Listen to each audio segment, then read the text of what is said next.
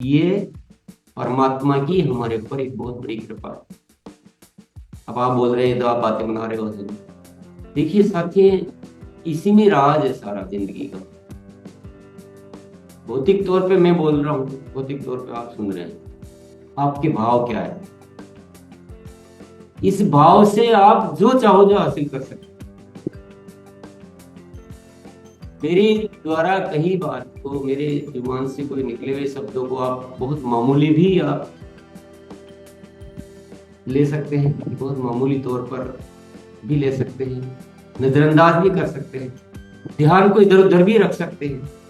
और आप इसी बात को ऐसे भी उस भाव से भी ग्रहण कर सकते हैं कि नहीं, कोई आज जो हमें मिलना है, आज जो बात हो रही है, मुझे उसको बहुत गहरे से प्राप्त करना है। तो रोल किसका हुआ? आपका रोल हुआ कि मेरा रोल हुआ?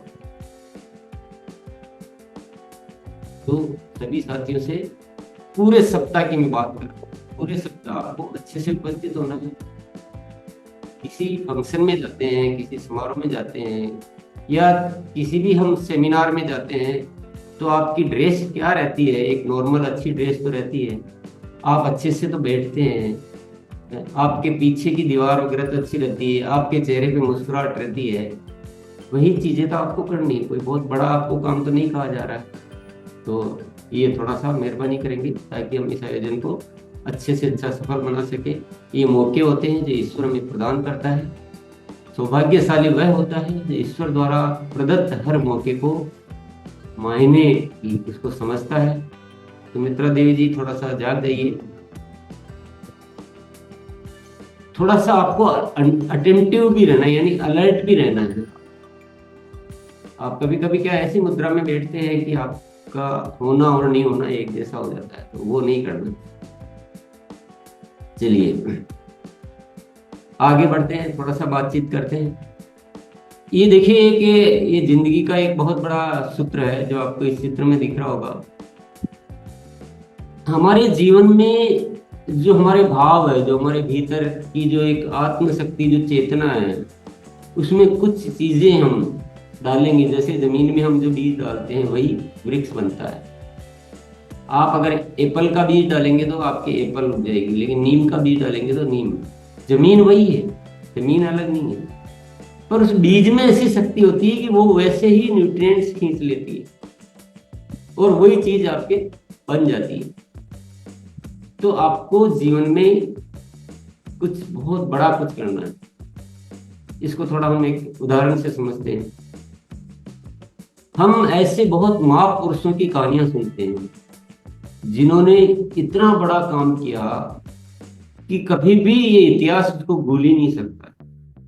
उदाहरण के लिए हम भगत सिंह की बात कर सकते हैं, शिवाजी, छत्रपति शिवाजी की बात कर सकते हैं, झांसी की रानी की बात कर सकते हैं, महाराणा प्रताप की बात कर सकते हैं। ऐसा एक दो चार नहीं है, सुभाष चंद्र बोस होंगे, स्वामी विवेकानंद होंगे, बहुत न जाने कितने। तो कुछ नाम मैं ले रहा हूँ, पर इनकी कहानियों में एक खास बात है जो हमको समझनी है। ये जो अपना भगत सिंह है, भगत सिंह की कहानी तो हम सब अच्छी तरह से जानते हैं। फांसी पे चढ़ते समय भी उसके चेहरे पे कोई तनाव नहीं था, कोई अफसोस नहीं था कि मैंने क्या कर दिया, या कोई डर नहीं था कि मुझे फांसी लगा दी जाएगी। और उनको अनेक यातनाएं दी गई, तो भी वो उन यातनाओं को सहते हुए भी हंसते मुस्कुराते और इनकलाब जिंदाबाद के नारे लगाते रहे। हम कर सकते हैं? या एक सामान्य आदमी कर सकता है? नहीं कर सकता। सामान्य आदमी तो, उसी देश में सामान्य आदमी भी थे जो अंग्रेजों के साथ लग गए। किसके लिए? दो पैसे, थोड़ा सा सैलरी के लिए, पेट भरने के लिए अंग्रेजों का साथ दिया। अंग्रेजों ने यहाँ देश पे राज किया, उनकी ताकत से नहीं किया, हमारी ताकत से। हमें ही खरीद लिया और हमारे माध्यम से ही देश पे राज कर लिया। कुछ ऐसे लोग भी थे जो केवल अपना पेट भरने के लिए, उनको ये भी होश नहीं है कि हमें क्या करना है, हमें क्या करना चाहिए, वो उनके साथ लग गए, उनकी सेना में शामिल हो गए। और एक ऐसे भी वीर पुरुष थे, एक भगत सिंह नहीं, न जाने कितने, चंद्रशेखर आजाद को न जाने कितने, जिन्होंने अपनी जान की बाजी भी लगा दी। इंसान तो वही है, वही शरीर है, वही दिख रहा है, वही हाथ पैर सब कुछ वही दिख रहा है, पर अंतर कितना है। वो इंसान जो अंग्रेजों के साथ लग गया, उसको अगर आप अंक देंगे तो 1 नंबर भी नहीं देंगे, और भगत सिंह को अंक देंगे तो आपको लगेगा 100 में से 100 से ज्यादा नहीं दे सकते क्या जिंदगी का। तो इतना बड़ा अंतर होता है इंसान इंसान में। वो कहां से आता है, वही आज समझ में आता है, वही समझना है। तो वह अंतर आता है। ये जो आप जड़ों में जो चीज देख रहे हैं ना, प्रेम, वो प्रेम से आता है। जिसको देश से प्रेम हो जाता है वह कुछ भी कर ले। देश का मतलब होता है देश में रहने वाले लोगों से। देश में रहने वाले लोगों से ही होगा ना प्रेम, तो इसे कंकड़ पत्थर से थोड़ी होगा। तो प्रेम की शक्ति सबसे बड़ी शक्ति है दुनिया। भगत सिंह को प्रेम हो गया कि मेरे देश के जो भी लोग हैं वो सब अच्छे रहने चाहिए, चाहे मेरी जान भी चली। अब इस पे ख्याल कीजिए थोड़ा सा कि बिना प्रेम की शक्ति के ऐसा विचार आ सकता है क्या? अपने में से किसी को आ सकता है क्या? तो हम में ताकत है या प्रेम में ताकत है? जरा ख्याल कीजिए। भगत सिंह जैसा एक सामान्य इंसान कर सकता है क्या? अगर नहीं कर सकता तो भगत सिंह में ऐसा क्या था, कहां से आया, वो ताकत कहां मिलती है, वो प्रेम कैसे पैदा होता है? ये सवाल तो हम अपने आप से पूछेंगे ना। किसी चीज को मूक दर्शक बन के देखते रहना, या एक श्रोता बन के सुनते रहना, या उसकी जानकारी कर लेना, या उसकी तारीफ कर लेना, इससे जिंदगी का मकसद पूरा थोड़ी होता है। उस बात को, उस रहस्य को समझिए आप कि वो रहस्य क्या है। बहुत छोटी सी लाइन है, बहुत छोटा सा मंत्र, ज्यादा कुछ उलझने की जरूरत है, बहुत छोटा सा मंत्र है। ये सारी ईश्वरीय शक्तियां होती है, सामान्य इंसान नहीं कर सकता, ईश्वरीय शक्तियां कार्य करती। इसको आपको स्वीकार कर लेना चाहिए। पर ईश्वरीय शक्तियां प्राप्त किसको होती है, ये तो हम जानना चाहेंगे ना। ईश्वर, जिसको हम ईश्वर बोलते हैं, वह तो पूरा समझदार ही होगा, या हमारे जैसे कोई मिस्टेक कर देता है? मिस्टेक तो नहीं कर सकता। ईश्वर शक्तियां किसी स्वार्थी आदमी को तो दे नहीं सकता। दे सकता है कि यार चलो मेरी उन्नति हो जाए, मैं दूसरों का कुछ गुमराह करके अपनी उन्नति कर लूं, मेरे बड़ा पैसा आ जाए, उसको दे सकता है कैसे? उसको नहीं दे सकता। ईश्वर शक्ति देता है जो पवित्र प्रेम से भरा होता है। केवल प्रेम की बात नहीं कर रहा, पवित्र प्रेम। पवित्र शब्द इस्तेमाल इसलिए किया गया है कि भीतर के भावों से, भीतर से, उसकी आत्मा से, उसकी चित्त से, उसकी चेतना से, सिर्फ सिर्फ जब भी वो सोता है, उठता, बैठता, सोचता, ख्याल आता है, उसको एक ही ख्याल आता है कि मेरा देश, मेरा राष्ट्र अच्छा हो। उसको ईश्वरीय शक्तियां प्राप्त हो जाती है। और जो दिन रात उठते बैठते सोचता है कि मेरे 4 पैसे आ जाए, उसको ईश्वरीय शक्तियां छोड़ो, उसको एक सामान्य आदमी की शक्तियां भी प्राप्त नहीं होती है। ये दुनिया का सबसे बड़ा सत्य है साथियों। आप चाहे जितना जोर लगा लो, चाहे जितनी इस पे बहस कर लो, चाहे जितने शास्त्र पढ़ लो, इस सत्य से दुनिया की कोई ताकत इनकार नहीं कर सकती। निस्वार्थ भाव बोल दो, पवित्र प्रेम बोल दो, आपको वो शक्ति आ जाएगी, आप वो कर गुजरेंगे जो हजारों लाखों करोड़ों लोग नहीं कर सकते। तो हम क्या है, स्वार्थी बनकर बहुत बड़ा करने के सपने देखते रहते हैं, लेकिन हमें कभी आलस्य आ जाता है, कभी हम गुस्सा कर बैठते हैं, कभी कमजोर विचार आ जाते हैं, कभी हम जुगाड़ लगा देते हैं, कभी हम दूसरों का हित कर बैठते हैं, कभी हम किसी का उपयोग करने लग जाते हैं, यानी दूसरों का ख्याल ही नहीं रहता है कि उसका बुरा हो रहा है, उसका नुकसान हो रहा है, ये मेरी टीम है, ये उसका सेंटर है, ये फलाने हैं, ये ढिमके हैं।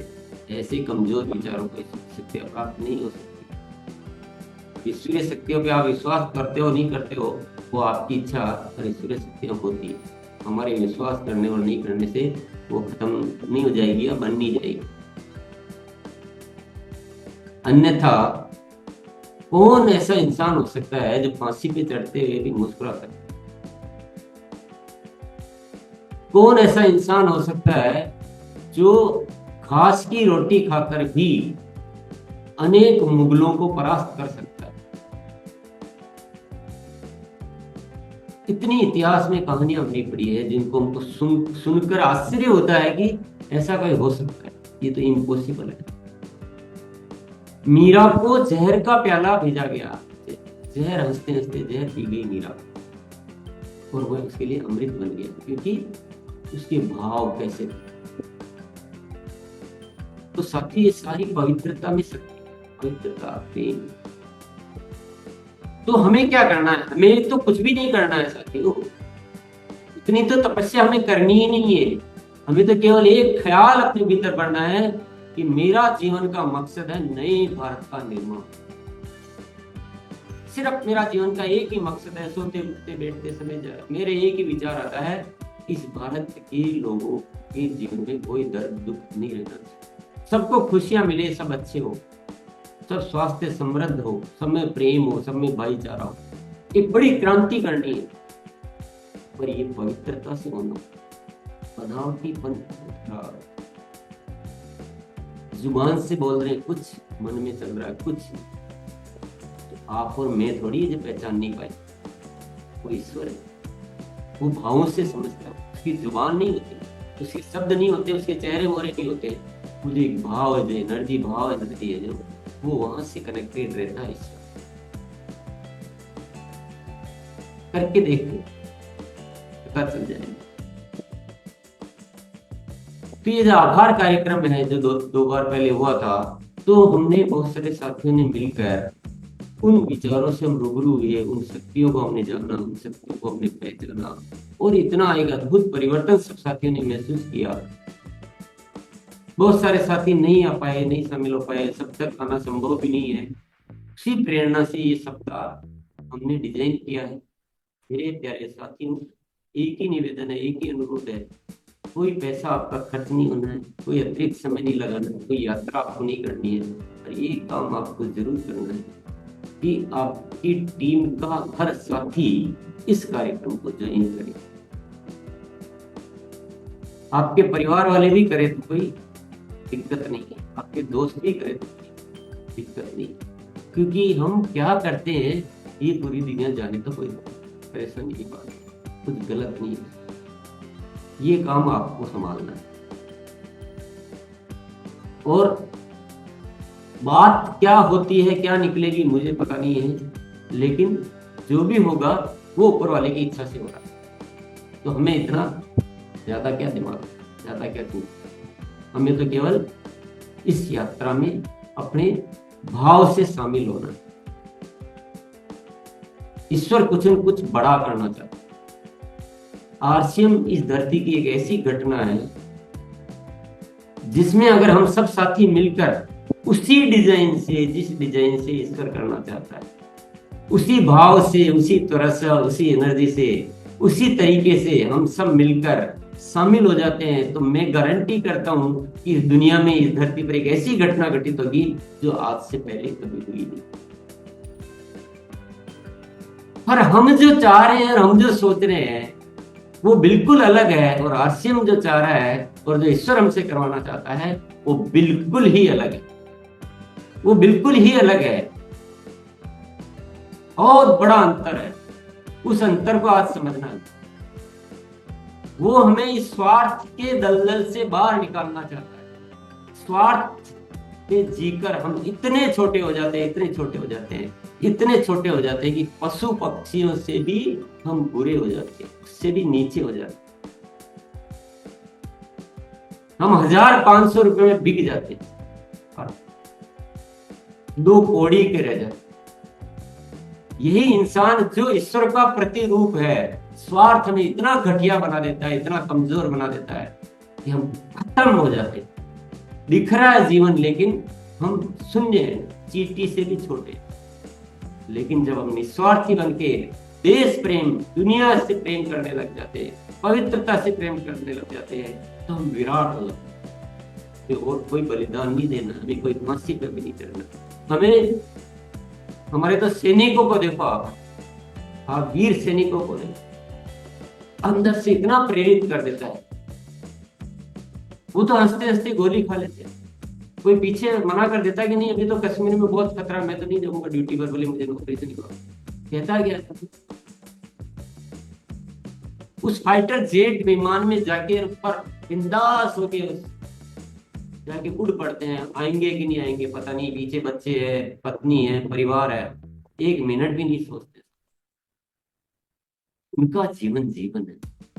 हमारा जीवन क्या है? क्या हम गर्व कर सकते हैं हमारे जीवन?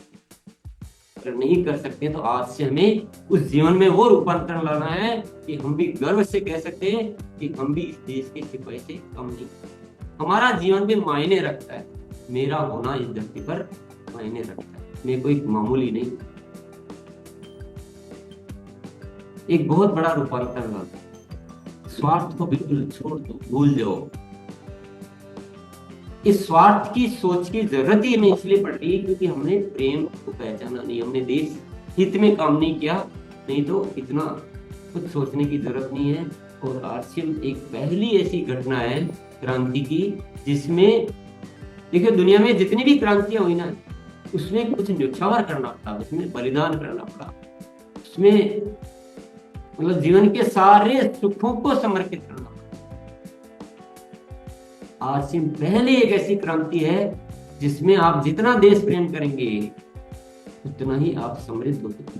पहली क्रांति ऐसी दुनिया की, जितना देश प्रेम करेंगे उतना ही आप गर्व से जिएंगे, उतने ही सुखों से जिएंगे। ऐसा कभी हुआ नहीं है। आप उनकी कहानियां पढ़िए, पूरे घर बार छोड़ के और इतनी यातनाएं सह के और वीरों ने क्रांतियां की। ये पहली एक ऐसी क्रांति है जहां हम अपने घर में बैठ के, पर क्रांतिकारी की सोच तो रखिए। क्या घर छोड़ने से ही क्रांति आती है? आपको मौका मिल रहा है, आप अपने घर में बैठिए, पर उस कमजोरी को तो त्यागना पड़ेगा ना, उस स्वार्थ को तो त्यागना पड़ेगा। आपका आरसीएम तो हवा में उड़ेगा। जिस दिन हम निस्वार्थ हो जाएंगे ना, जिस दिन हर जिम्मेदारी को अपनी जिम्मेदारी मान लेंगे, हर सोच में आपको देश का निर्माण का भाव आ जाएगा, आरसीएम हवा में उड़ेगा। और विचारधारा एक होनी चाहिए पूरे देश।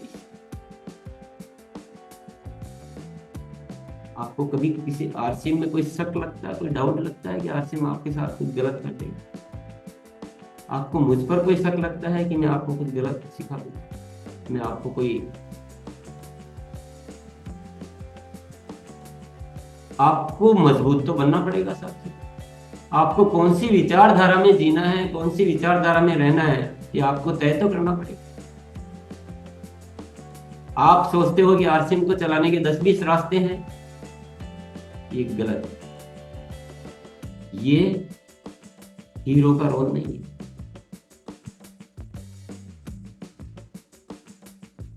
ऐसी विचारधाराएं नहीं रखती, एक ही विचार। आपके सामने ईश्वर ने मौका दिया है, ये जीवन मिला है, ये जीवन भी चला जाएगा, ये मौका भी चला जाएगा, बचेगा सिर्फ और सिर्फ अफसोस। कौन कौन है जो अफसोस के साथ मरना चाहता? पूछिए अपने दिल से, अपनी आत्मा से, अपने जमीर से। अगर आप गर्व से मरना चाहते हैं कि ईश्वर भी आपको याद करता है, ईश्वर भी आपको चाहता है, इस तरह से जीना चाहते हैं, तो साथियों जो आरसीएम की सही विचारधारा है उसको समझना पड़ेगा। बुरा न माने, एक सत्य है जो मुझे बताना बहुत जरूरी है, मैं नहीं कहना चाहता पर मुझे बताना जरूरी है। आरसीएम में 2 विचारधाराएं चलती हैं जो नहीं होनी चाहिए पर है। जो नहीं कहनी चाहिए पर कहना पड़ता है, क्योंकि जगाना बहुत जरूरी है। एक विचारधारा है जो आपको बार बार स्वार्थ की ओर खींचती है, अपनी छोटी छोटी स्वार्थ पूर्तियों की ओर इशारा करते रहती है, लोगों का शोषण करना सिखाती है, लोगों का उपयोग करना सिखाती है। और एक दूसरी विचारधारा है जिसकी हम बात करते हैं। विचारधारा को तो शुद्ध करना पड़ेगा, सही रास्ते पर आना पड़ेगा। अगर नहीं आएंगे, आज नहीं तो कल, जिस दिन हमको जाग जाएंगे, जिस दिन हमें समझ में आ जाएगा, उस दिन लगेगा अरे मैं मूर्ख क्या कर रहा था। और हो सकता है किसी को समझ में आए नहीं, मृत्यु के समय तो सब समझ में। इस धरती पर जितने भी स्वार्थी लोग हुए, जितने भी जो किए, मरते समय सबको समझ में आ जाता है कि अरे मैंने क्या। मौत के समय अफसोस आएगा, मेरे को आरसीएम के माध्यम से एक देश प्रेम का काम मिला था, तो मैंने क्या मूर्खता की है, अपने स्वार्थ में डूब के जिंदगी को बर्बाद। जरा मूल्यांकन कीजिए साथियों, ऐसे अवसर किसी को मिलते हैं क्या? हम सौभाग्यशाली, कितने सौभाग्यशाली है कि बिना बलिदान दिए, बिना बॉर्डर पर जाए, बिना कोई अपना कुछ परिवार छोड़े, हमें एक इतनी बड़ी क्रांति करने का मौका मिला है। और ऐसे मौके के समय भी हम विभिन्न विभिन्न विचारधाराओं में डूबे रहे, उस सत्य के साथ नहीं जिए, उस सत्य को सुनना पसंद नहीं करे, उस सत्य को पहचाने नहीं, इससे तो गलत कुछ हो नहीं सकता। लोग पूछते हैं कि मेरा भाग्य कैसा है, लोग पूछने जाते हैं पंडित जी के पास कि मेरा भाग्य कैसा है। ईश्वर से पूछो, वो बताएगा कि तुम्हारा भाग्य कैसा है। ईश्वर कहता है कि तुम्हारे पास जो मौका आता है, उसको जो पहचान लेगा वो भाग्यवान है, और जो आए हुए मौके को जो नहीं पहचानता वह भाग्यहीन। वहां क्या जा रहा है? अपने भीतर झांक, भाग्य लिखने वाला भी तू ही है और भाग्य बिगाड़ने वाला भी तू ही। तो मेरे प्यारे साथियों, अच्छे से आज पक्का कर लीजिए, आज ही करना है, कल नहीं करना है। अपना मार्ग सुनिश्चित कर लीजिए। जिन्होंने कर लिया है वो तो असर देख रहे हैं, दिखा रहे, असर देख रहे हैं, दिखा रहे। और जिन्होंने नहीं किया है वो तो अपना हाल खुद ही जानते हैं। लास्ट में जाके क्या कहते हैं? तो मैंने कोशिश की पर मुझसे हुआ नहीं, मेरे साथी मेरी बात नहीं मानते, मेरी कोई इज्जत नहीं करता। तेरी इज्जत कोई मांगने से मिलती है? तुम्हारे साथी तुम्हारे से क्यों बात माने? तुम्हारे कोई प्रेम ही नहीं दिखा, निस्वार्थ भाव ही नहीं दिखा, कोई क्रांतिकारी का कोई नहीं दिखा है। दुनिया भर के आलस्य लेके, दुनिया भर की जुगाड़बाजी लेके और तुम फील्ड में काम कर रहे हो। कौन तुम्हें इज्जत देगा? कौन तुम्हारी बात मानेगा? कौन तुम्हें सफलता देगा? कौन तुम्हारी ग्रोथ आएगी? और जब ऐसी घटनाएं होती तो फिर इंसान जुगाड़ सिखाता है कि लगातार ग्रोथ तो हो ही नहीं सकती, मतलब संभव ही नहीं है। तो ऐसी कमजोर विचारधाराएं प्रदान कर दी जाती है। आप मुझे बताइए, निरंतर ग्रोथ असंभव घटना है क्या? निरंतर ग्रोथ असंभव घटना है क्या? निरंतर ग्रोथ बहुत आसान घटना, बहुत सहज। ये तो कुछ भी नहीं है, इससे तो बड़े हमें बहुत बड़े बड़े काम करते। पर कमजोर विचारधारा, दूसरी विचारधारा में जीने वाले लोग आपको बार बार मिसगाइड, दिग्भ्रमित करने की कोशिश करें। आपको पावरफुल बनना है, आपको मजबूत बनना है, आपको जिंदगी का निर्णय आपको करना है, दूसरा थोड़ी करेगा।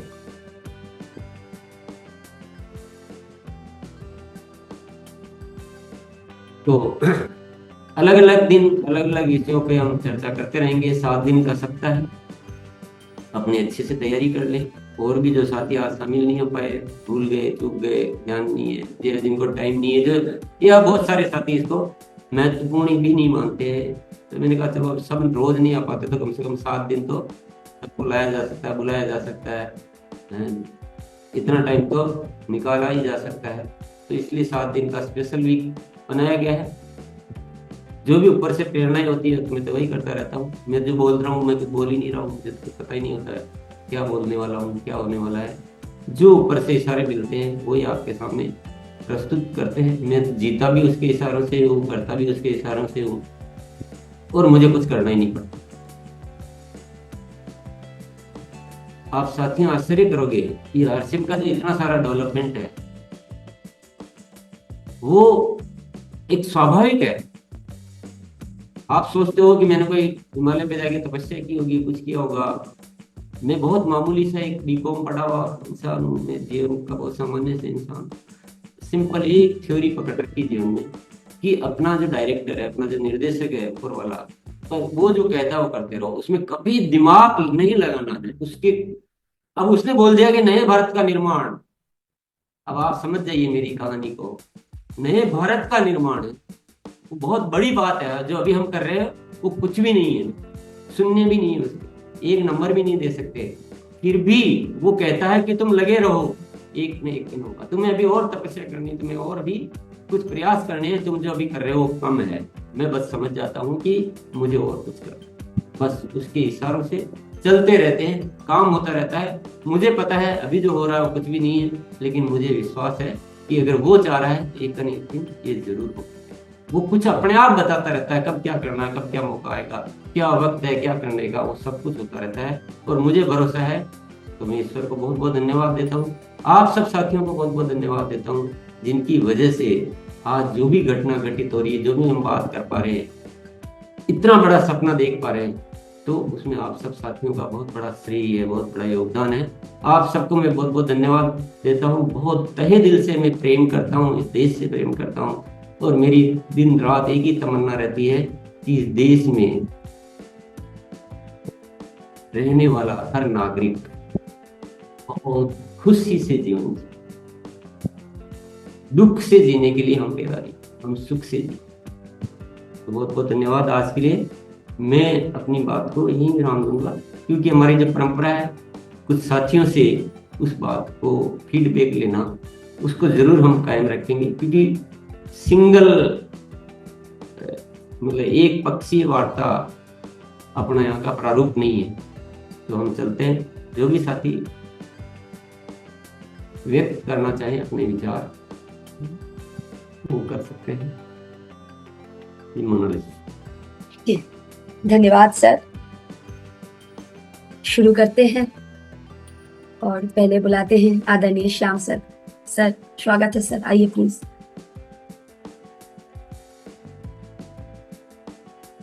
सर आइए प्लीज।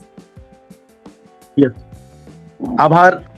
मैं इस 2 से लेकर 8 तारीख तक के 7 दिवसीय आभार कार्यक्रम के प्रति बहुत ज़्यादा सेंसिटिव भी हूँ, और मैं काफ़ी ज़्यादा उत्साही भी हूँ, क्योंकि व्यक्तिगत तौर से मुझे भीलवाड़ा जाने का मौका मिला, सर के साथ फिजिकली 2 दिन समय बिताने का मौका मिला, और जो दिव्य प्रेरणाएं मुझे वहाँ मिली, मैं एक बात को आज यहाँ पे कहना चाहता हूँ कि उसने मेरी कार्यशैली को अलग लेवल पे ले वो मैं अलग लेवल पे जा पाया वहाँ की दिव्य प्रेरणाओं को लेकर। और मुझे ऐसा लग रहा है कि जो भी साथी वहाँ पे नहीं पहुँच पाया था, तो आज हमारे पास मौका है कि कल भी हमारा ये जो कार्यक्रम है, आज मैं अटेंड किया था सुबह, जब मैंने 6 बजे के आसपास मैंने ज्वाइन किया था, तो उस समय बहुत लिमिटेड साथी थे। तो मेरा एक ही निवेदन है कि हम इसको नॉर्मल जैसे हम गुरुकुल का प्रमोशन करते हैं उससे भी ज्यादा, और कम से कम 10 गुना ज्यादा हमें इसका प्रमोशन करना है। और अपना सभी स्क्रीनशॉट ले लीजिए, आपकी जो फोटो आ रही होगी आप उसकी स्क्रीनशॉट ले लीजिए और अपने सारे ग्रुपों में डालिए कि मैं आज आभार कार्यक्रम में था। और उसके अलावा आज हम एक जिम्मेदारी लें व्यक्तिगत तौर से कि कम से कम 25 लोगों को नए, यानी जो साथी आ रहे हैं उनके अलावा मैं कम से कम 25 नए साथियों को फोन कॉल करूंगा कि कल से आप भी आभार कार्यक्रम में आए। तो ये सभी संकल्प ले सकते हैं, और इस कार्यक्रम का जो रूपांतरण होगा, जो अगला 7 दिन है, मैं आपको इस बात की जिम्मेदारी लेता हूं, मैं भी अपनी तरफ से जिम्मेदारी लेता हूं। ये 7 दिन का ये जो कार्यक्रम होगा, ये हमारे जिंदगी के बेहतरीन 7 दिन होंगे, जो हमारे आने वाली पीढ़ियों को नई दिशा में, एक नई जिंदगी की तरफ में लेकर जाएंगे। पूरे भारत को एक दिशा में, नए भारत के निर्माण की दिशा में जाएंगे। तो बहुत इंपॉर्टेंट ये 7 दिन है। इस 7 दिन में हमारी टीम का एक भी साथी ना चुके। तो आज सभी संकल्प लें कि कम से कम 25 से ज्यादा नए फोन कॉल करें, और मैं भी करूंगा, मैं संकल्प लेता हूं। बहुत बहुत धन्यवाद। सबसे पहले गुरुदेव को प्रणाम, और जितने भी साथी आज यहाँ मौजूद हैं, आप सभी को मैं 2 चीजों के लिए जरूर से बधाई देना चाहूंगा। पहला तो ये कि आप आरसीएम अभियान का हिस्सा हैं, और दूसरी चीज कि आप इस आभार कार्यक्रम का हिस्सा हैं। और जैसे कि सर ने आज हमें ये बताया कि शायद आरसीएम दुनिया का ऐसा पहला और अनोखा ऐसा सिस्टम है कि जहां पर जितनी ज्यादा देशभक्ति आप दिखाएंगे, उतना ही ज्यादा आपकी भी तरक्की होगी, आपके भी सपने पूरे होंगे। सर ने भगत सिंह का एग्जाम्पल दिया कि भगत सिंह जैसे जो शख्सियतें हैं वो कब मौत से भी नहीं डरते, तब जब उनके दिमाग में कोई ना कोई डिवाइन एक टारगेट होता है, एक गोल होता है, देश के लिए कुछ करने की तमन्ना होती है, तब जाकर उनको ईश्वरीय शक्ति मिलती है, तब जाकर वो पावर मिलती है। तो आरसीएम में भी अगर हम अपने सपने भी पूरे करना चाहते हैं तो हमें आरसीएम को एक बड़े दृष्टिकोण से देखना होगा। और मुझे लगता है ये जो 7 दिन का कार्यक्रम है, इसमें हमारी सोच बहुत ज्यादा और ज्यादा, वैसे तो हम सभी बड़ी सोच रखते हैं तभी इस अभियान का हिस्सा है, मगर हमारी सोच और ज्यादा व्यापक होने वाली है। बहुत बहुत शुक्रिया। बहुत ही धन्यवाद। आपको बहुत बहुत अच्छा लग रहा है, बहुत ही अच्छा लग रहा है, मुझे बहुत अच्छे आभास हो रहे हैं। और हम सभी, मुझे एक एहसास हो रहा है कि हम सब मूल रूप से बहुत अच्छे ही होते हैं, पर कुछ न कुछ ऐसे विचार हमें मिल जाते हैं कहीं से कि हम थोड़े इधर उधर हो जाते हैं टमाटो। मूल रूप से क्योंकि इंसान है, इसका मतलब कुछ अच्छा ही होता है। तो आप सबका सहयोग बस ऐसा ही मिले और हम सब कुछ ऐसा कर पाए जो ऊपर वाला हमसे करवाना चाहता है, यही आरज़ू रहेगी। और जो साथी आज नहीं हो पाए तो YouTube का आप लिंक भेज दें, आज का सेशन YouTube में देख लें, लेकिन कल से इसी समय ज्वाइन होने से जो लाभ मिल सकता है वो बाद में देखने से नहीं मिल सकता है, चाहे YouTube में ज्वाइन हो चाहे किसी में भी हो। तो बस कुछ न कुछ अच्छा होने वाला है, मुझे और कुछ पता नहीं है, और मुझे सिर्फ एक इशारा मिल रहा है कि कुछ अद्भुत कुछ होने वाला है। बस बहुत बहुत धन्यवाद, कल मिलते हैं। लेकिन नहीं जा रहे हम सब भाव से, आत्मा से हम सब जुड़े हुए हैं ना, ये एहसास हमें साथ में रखना है। इसी के साथ चलिए विराम रखेंगे।